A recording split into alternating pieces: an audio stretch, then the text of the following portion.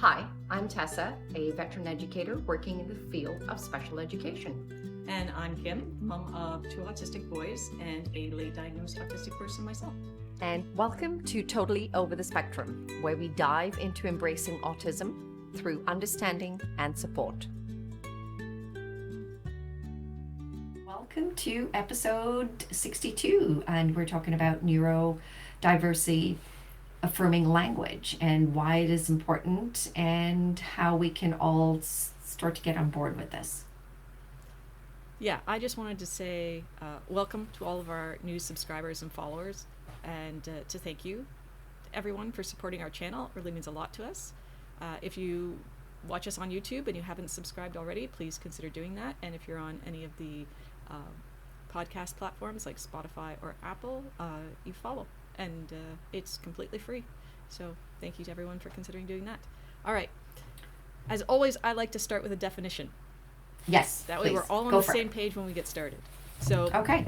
Neurodiversity or neuro-affirming language is using vocabulary that is accepting and acknowledging of the differences in neurotypes. And it also avoids using diminishing terms like disordered or impaired. This is not a quick fix, right? This podcast is not going to give people a quick fix. This is going to take a lot of mindfulness on everybody's part in order to, slowly transition to the new affirming language. It's going to take time and it's going to take practice, and I pretty much say to people, don't beat yourself up on this. As long as you're catching yourself and you're able to correct it, that's what we're looking for. Yeah, I thought we'd start by talking about why it's important. Words matter. That's why, because words matter. Yes. Yep. If you hear something enough times, you will start to believe it. There's an actual phenomenon called the illusory truth effect. And that's if you keep telling someone that they are, for example, disordered or abnormal or impaired, eventually that is how they will perceive themselves. And the opposite of that is also true. So if you tell someone that they just process things differently and that is valid, they will eventually believe that to be true, and so will you, because you keep saying it. So it's a shift in mindset, and it matters. So I dislike it when people hold so tightly to things just because that's the way it's always been. Like you hear people say, well, but scientifically it's called autism spectrum disorder. So that's the correct term. Well, we also had terms such as lunatic asylums, right? Does that make it nice? And, science has changed on that terms, so why can it not change on other platforms? Exactly. Science is not stagnant. We're constantly learning new information, and that can take the place of or build upon pre-existing ideas. So, and that's also why scientifically terminology has changed from mild, moderate, and severe to level 1, 2, and 3. Yes. And that's why criteria change and evolve over time. So just because the name hasn't caught up yet doesn't mean that we need to be stubbornly adhered to what's familiar. Yeah, and where autism is concerned, it's a live document. There's new information, new data constantly coming in, and it is helping to improve and evolve this to a better situation and circumstances for everybody. Yeah. So let's give people some examples of neurodiversity affirming language, how you can change things. So using words like therapy instead of treatment. You treat a disease. Treatment means to cure. Therapy is used to mean healing or just improve overall health. Yeah, absolutely. This is, there are so many aspects to this that I just shake my head, because people's beliefs that if you reach a milestone such as an age or an ability, poof, you're suddenly cured. There is no cure. This is who you are. This is your makeup. This is your this is your DNA. Like, it can't be changed, but it can be enhanced in order for you to help bridge the difference between neurodiversity and neurotypical. Yeah, and people even get hung up on whether you should say a person with autism or an autistic person. And I think that one really comes down to personal preference. I don't think there's a wrong answer there. So using person first language, like person with autism, I was told by therapists when my kids were first diagnosed, so this was back in 2010, that you should always put the person first because it was looked at as a disorder. So you wanted to use the person first and not the disorder first. And then as neurodiversity affirming language sort of picked up momentum, I started hearing people say autistic person, so using identity first language. And I heard it described as I don't carry autism around with me. It's not in my backpack. I'm not a person with autism, right? I don't shove it in my pocket before I go out the front door. It is part of who I am. It is how I think. It's how I view the world. It's how I process information. So I am an autistic person. So I prefer that. But if someone says someone with autism, I don't get mad about it. Yeah. Usually, when I'm making a reference to in describing a person, then I would say it is a person with autism. It is a person with ADHD. It is a person with cancer. That is the way I would know. I'm just saying I would. It is a person that has cancer. It's a person. When I'm describing words, right, or a situation or a circumstance. But if it is, would I say autistic?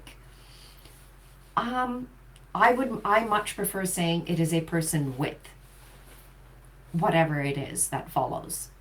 That is my preference. I just feel that it is acknowledging the person first. You, however, have the profound,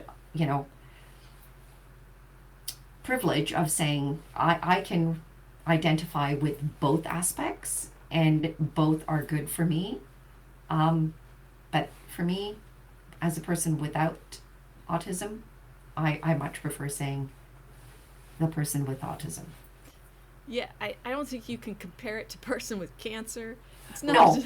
No, I'm just using it as a sense of language when I'm referring to a person, right? So if someone who is autistic wants to refer to themselves as a person with autism, I respect that. But I think it is part of who I am. So I don't think it's with me. I think it is part of me. So I will always refer to myself as an autistic person. I say my kids are autistic. So I don't, because it's not bad. It's just part of who they are. Yeah, I guess I get hung up on that because, a lot of youth in this day, use it as a derogatory manner. So that is one of the reasons why I shy away from that. Depending upon the age of the audience, the person that I'm speaking with, I might intend to use the words, but with the younger audience, I do not because, they don't use the term in its appropriate manner. So that would be one of the key differences in me using a person with autism and an autistic person. Do you not think that if you model the behavior that you get to destigmatize it? To some extent. Depending on the age of the person. I'm not saying, Yeah. To some extent, but it also depends upon that person's cultural beliefs, right? Values, how it is kind of introduced to them, and their age of accepting it, right? So it's a gray area for me. That's fair. I would also avoid using terms like high and low functioning. Those were never scientific terms. Those were colloquial terms that became popularized as a way to describe autistic support needs. And those are damaging for a few reasons. You are autistic or you are not. There isn't a gradient. My son Peter isn't more autistic than I am because he's level 3 and I'm level 1. The difference is how much outside support each of us needs, which is going to fluctuate. And high and low functioning promotes ableist thinking. Like, well, yeah, you're autistic, but you're high functioning, so you're fine. No, I'm just not bothering you most of the time with my autistic traits. I'm not fine. I still have a disability. Life is still hard for me. It's just I'm able to put supports in place for myself better than someone who's level 3 who can't put those supports in. And Yeah. it also encourages division and lack of support. Like, well, Peter is profoundly autistic, but Alex, my other son, oh, he's mostly okay. So then people don't worry about Alex, and then they infantilize Peter. So they have different support needs, but they both still have support needs. Yes, they do. And if it came down to it, my money's on Peter. Would Just Peter saying. survive the zombie apocalypse? Yes. Would Alex? No. Not a hope. He'd be the first to go. Gone. He'd be like, I can't run. That's just too much. So a better way to discuss someone's needs is to address the strengths and challenges specific to that individual without comparing them to someone else. Yeah, absolutely. This has to be person specific when you're referring to a person's needs and and strengths. So absolutely, I agree on that. And those are so unique to each individual. It's not a one size fits all. Yeah, exactly. Another term that people like to use is nonverbal. Yeah. Yeah. Yeah, And that gets me. That gets me. It's like that not, well, what do you mean by the nonverbal? Like they're not mute. They're able to make sounds, and it's just not audible to your understanding, but they're not mute. So that one really gets me. So, yeah. just because someone is nonverbal doesn't mean that they are completely without language. Yes, Right? and And that's what especially nonverbal means, without language. in this day and age with the technology that we have, and so many ways in order to bridge that communication, yeah, that term should be like, no, gone. Right. So Peter is identified as being nonverbal. But he has words. He can say words. His receptive language, his ability to understand language is high. His expressive language, so his ability to speak his thoughts, is lower. But he can sing. Like, he can sing a full song. So it's not like he's completely without words. So I don't refer to him as nonverbal, unless I make a mistake. I refer to him as non-speaking. Yeah. And it also encourages, if, like, once again, we're going back to that affirming, if you're constantly hearing that, like, I can't speak, you're not going to make the effort. You're going to accept that as that's what it is. And, one of my, icons that I love out there is Temple Grandin, and her mom refused to accept the fact that, no, I'm not going to take no for an answer. I'm going to push. I'm going to say, yes, you can. And I'm going to help you believe in that and build those bridges. And here she is now, right? Speaking, holds PhD, love her to bits. Yeah, I remember calling, looking around for an occupational therapist and talking to the different reception people trying to see where I could get an occupational therapist from. And they asked me to describe Peter, and I said non-speaking. And this one receptionist kept correcting me, and she goes, oh, nonverbal. And I'm like, I don't know if this is a teachable moment right now because you are so fixated, and I just want to know if you have someone available. I don't know that it's not always worth it for me phone calls are hard enough.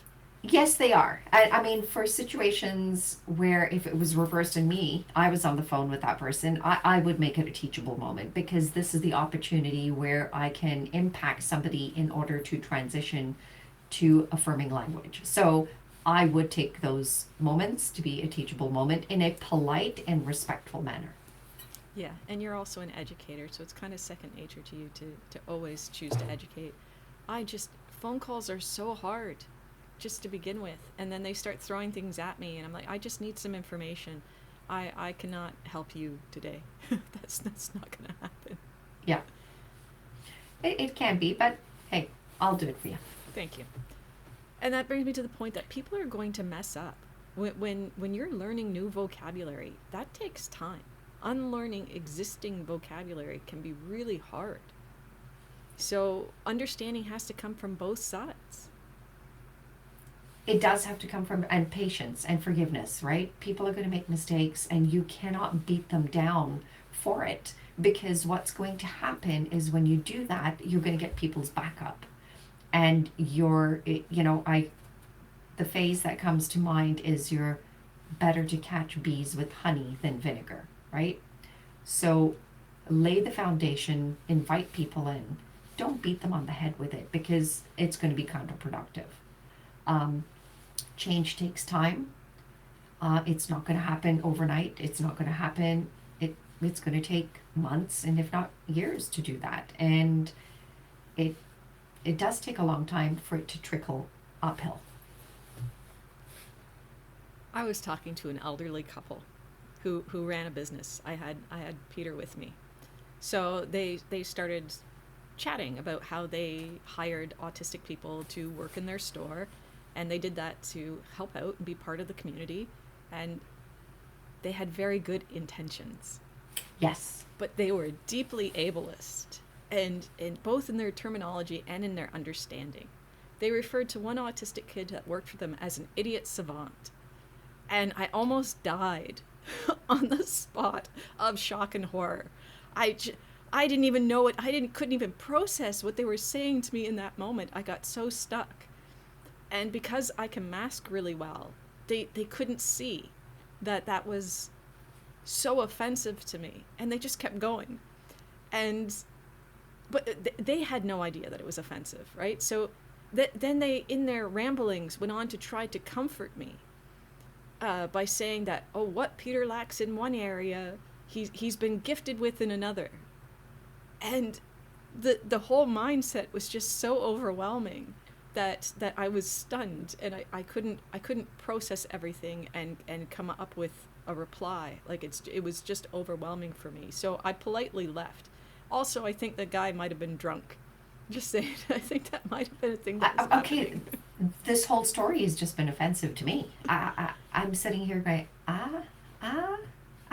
okay. I would have had to say, okay, stop. You have just dug yourself a grave. Please don't dig a grave for your partner over here, and both of you have to jump into it.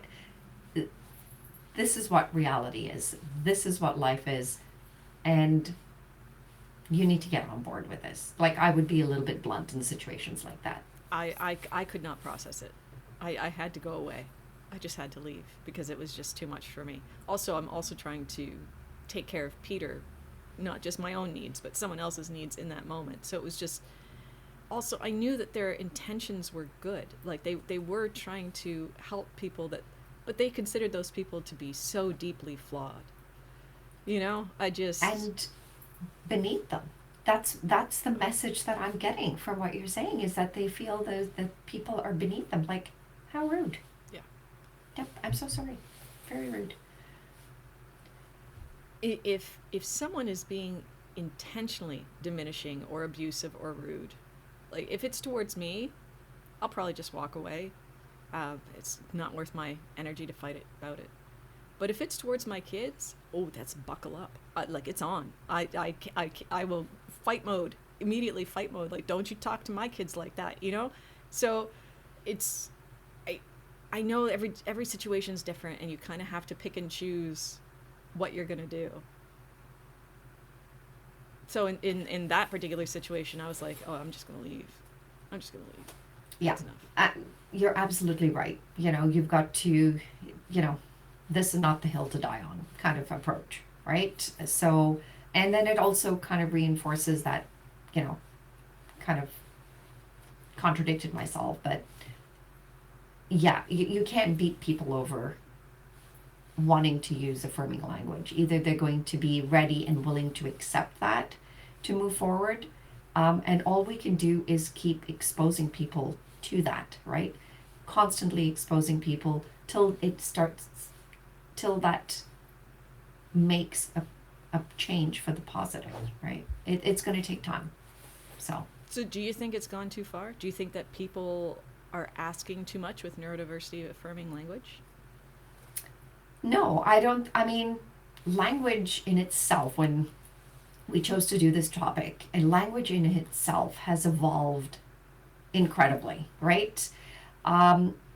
And words have often been taken from its original form and original meaning.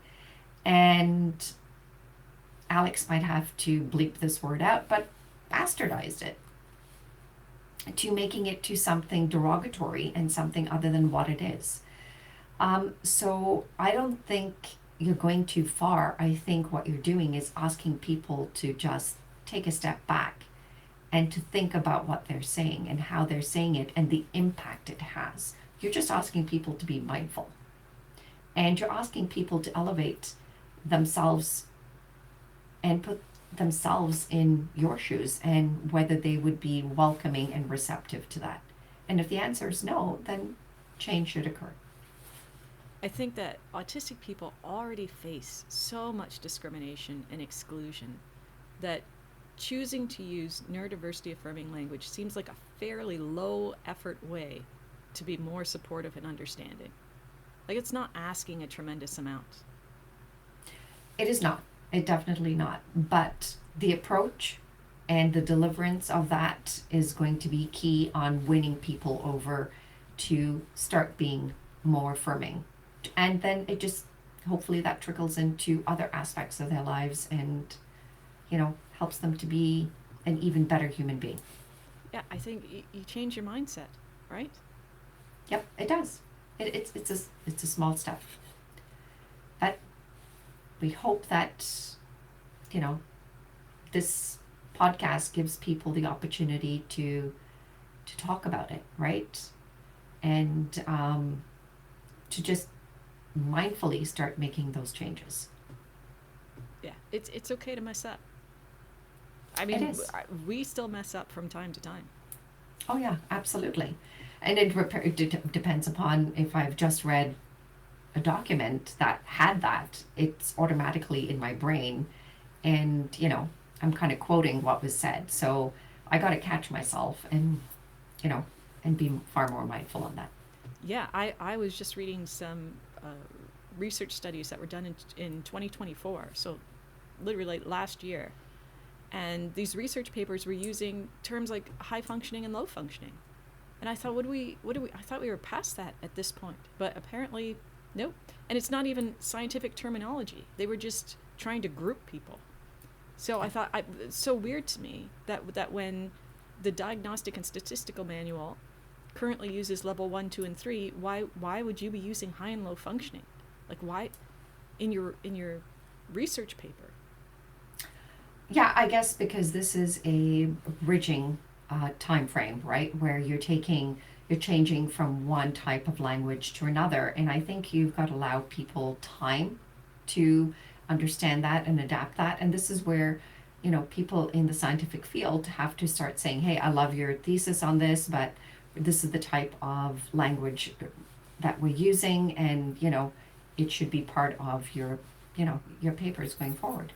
You would think that if they're researching autism as a topic, and they are doing that in order to gain information to help support the autistic community, you think they would have come across this at some point. Like, how do they not know? Like, that seems really weird to me. It does, but you're asking a lot of common sense to be laid as a foundation. But that's a completely different topic over there. So that's all I have. Short and sweet. It is. I think it needs to be short and sweet, because I think otherwise it's going to be counterproductive. All right. So, but till the next time, have a great day, and thank you for listening all the way to the end. We'll see you then. Thanks for tuning in. If you know someone who might find this episode helpful, feel free to share. Also, check out our website and socials linked in the description.